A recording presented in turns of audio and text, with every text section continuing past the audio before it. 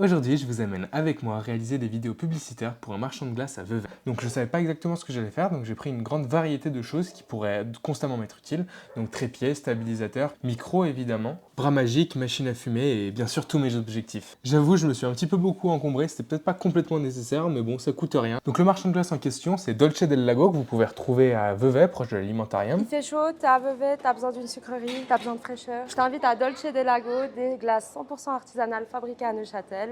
Donc moi je les ai rencontrés sur TikTok, c'est d'ailleurs quelque chose que je vous invite à faire, vous arriverez toujours à trouver des petites marques locales qui ont envie qu'on leur prenne des vidéos sur TikTok, c'est une super bonne idée.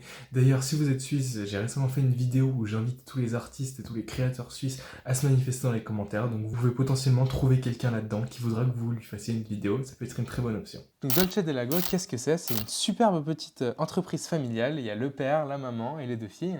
C'est d'ailleurs l'une des deux filles, Linda, qui m'a accueilli. Elle a été super sympa, on a passé un super moment et on a pu un petit peu tout d'abord discuter de ce qu'on avait en tête. Et en plus ça donne envie d'y retourner vu qu'ils étaient super sympas, ils m'ont proposé des échantillons, des glaces gratuites et une superbe limonade. Du coup moi j'ai opté pour faire 5 vidéos différentes, 2 un petit peu plus classiques, avec une vraie présentation de l'endroit en mode un petit peu plus professionnel, et 3 autres avec un style un petit peu plus TikTok, un peu plus entertainment, pour sentir un peu plus la proximité avec le client. Un truc qui est important à comprendre avec le marketing sur TikTok, c'est que les gens, ils ont pas envie de voir de pub. En fait, il faut apprendre à donner l'impression que ta vidéo, c'est pas une pub, c'est de l'entertainment.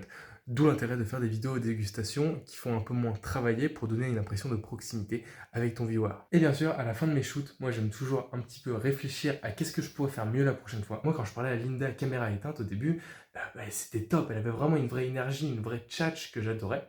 Et j'ai pas réussi à capturer ça à travers la caméra. Je suis absolument pas naturelle là. Bêtisier.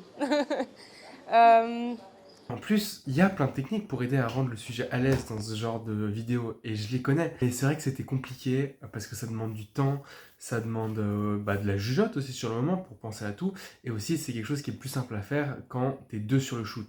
Parce que c'est beaucoup plus facile de parler avec quelqu'un qui t'interviewe en face de toi que quelqu'un qui est derrière la caméra, forcément. Donc c'est un petit peu plus compliqué pour moi, mais c'est pas une excuse. J'aurais dû prendre le temps de bien expliquer les choses et d'être plus clair et de me mettre à l'aise, mais je l'ai pas fait.